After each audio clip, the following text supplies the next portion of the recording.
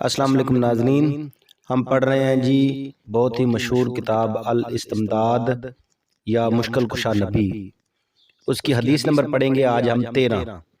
حضرت امام مسلم علیہ رحمہ اپنی صحیح مسلم میں حدیث درج فرماتے ہیں، حماد بن زید سے روایت ہے کہ میں نے عمرو بن دینار سے پوچھا کیا تم نے سنا ہے جابر بن عبداللہ رضی اللہ تعالی عنہ کو حدیث بیان کرتے ہوئے رسول اللہ صلی اللہ علیہ وآلہ وسلم سے کہ اللہ تعالیٰ کچھ لوگوں کو جہنم سے نکال لے گا شفاعت کی وجہ سے؟ انہوں نے کہا ہاں سنا ہے۔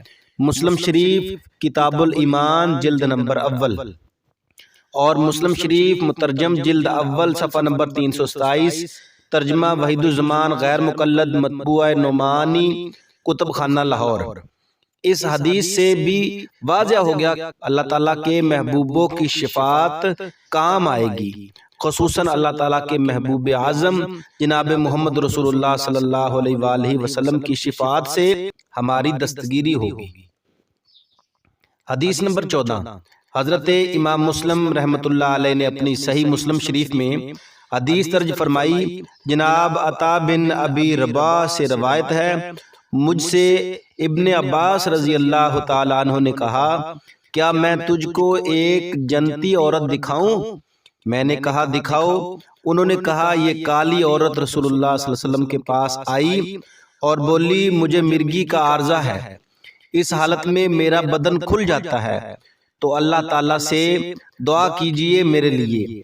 آپ صلی اللہ علیہ وآلہ وسلم نے فرمایا اگر تو صبر کرتی ہے تو تیرے لیے جنت ہے، اور جو تو کہے تو میں دعا کرتا ہوں خدا تجھ کو تندرست کر دے گا۔ وہ بولی میں صبر کرتی ہوں، پھر بولی میرا بدن کھل جاتا ہے، تو خدا تعالیٰ سے دعا کیجئے میرا بدن نہ کھلے۔ آپ صلی اللہ علیہ وسلم نے دعا کی کس عورت کے لیے؟ چنانچہ اس کا بدن اسی حالت میں ہرگز نہ کھلتا تھا۔ معلوم ہوا کہ بیماری اور مصیبت میں صبر کرنے کا بدلہ بہشت ہے۔ مسلم شریف مترجم جلد نمبر 6 صفحہ نمبر 216، ترجمہ وحید الزمان غیر مقلد وہابی مطبوعہ نعمانی کتب خانہ لاہور۔ ناظرین گرامی، دیکھا آپ نے کہ ایک عورت مرگی کے عارضے والی بارگاہ رسالت مآب صلی اللہ علیہ وآلہ وسلم میں حاضر ہوتی ہے اور اسے شفا بھی مل جاتی ہے اور ساتھ جنت کی سند بھی۔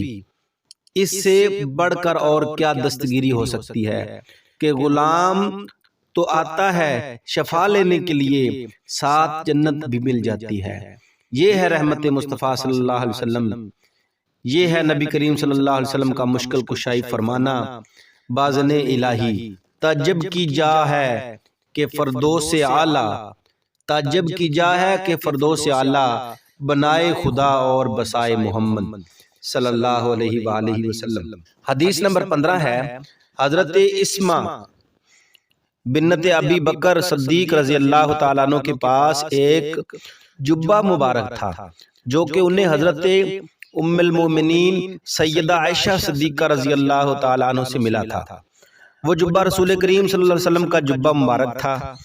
اب اس جبہ کی خیر و برکات ملاحظہ فرمائیں کہ صحابہ اکرام رضوان اللہ علیہم اجمعین بوقت بیماری حصول شفا کے لیے اس جبہ کا غسالہ یعنی جبہ کو پانی میں بھگو کر وہ دھون بیماروں کو پلایا جاتا تو انہیں شفا نصیب ہو جاتی۔ حضرت اسما نے کہا یہ جبہ حضرت عائشہ صدیقہ رضی اللہ تعالیٰ عنہ کے پاس تھا، ان کی وفات تک تو یہ جبہ میں نے لے لیا اور رسول اللہ صلی اللہ علیہ وسلم اس کو پہنا کرتے تھے۔ اب ہم اس کو دھو کر اس کا پانی بیماروں کو پلاتے ہیں شفا کے لیے۔ مسلم شریف مترجم جلد نمبر 5 صفحہ نمبر 301، ترجمہ وحید الزمان غیر مقلد وہابی مطبوعہ نعمانی کتب خانہ۔ ناظرین گرامی، دیکھیے کہ صحابہ اکرام رضوان اللہ علیہم اجمعین اس جبہ مبارک کے ساتھ بھی استعانت و توسل کرتے تھے جو حضور انور صلی اللہ علیہ وآلہ وسلم پہنا کرتے تھے، چہ جا کے معاذ اللہ حضور صلی اللہ علیہ وآلہ وسلم کے ساتھ یہ عمل استعانت و توسل ناجائز ہو۔ صحابہ اکرام رضوان اللہ علیہم اجمعین دین کے روشن مینار تھے، وہ نجم ہدایت ہیں، ان سے بہتر قرآن و حدیث کو کون سمجھ سکتا ہے، جنہوں نے براہ راست سینہ نبوت سے فیضان حاصل کیا۔ اگر یہ بات شرک و کفر ہوتی جیسا کہ یہ کوئی دوسرے لوگ کہتے ہیں تو صحابہ اکرام رضوان اللہ علیہم اجمعین یہ کام کیوں کرتے؟ ہرگز ان سے اس کا کام صدور نہ ہوتا، کیونکہ قرآن و حدیث کی تعلیمات کی روشنی میں یہ عمل ثابت ہے۔ اس لیے صحابہ اکرام رضوان اللہ علیہم اجمعین کا یہ عقیدہ تھا کہ اس جبہ شریف کے ساتھ بھی توسل و استعانت کرتے تھے جس کو محبوب کریم صلی اللہ علیہ وسلم پہنا کرتے تھے۔ اس لیے صحابہ اکرام رضوان اللہ علیہم اجمعین کی اقتداء میں ہم اہل سنت و جماعت کا بھی یہی عقیدہ ہے۔ اہل سنت کا ہے بیڑا پار اصحاب حضور، نجم ہے، ناؤ ہے، اطرت رسول اللہ کی صلی اللہ علیہ وآلہ وسلم۔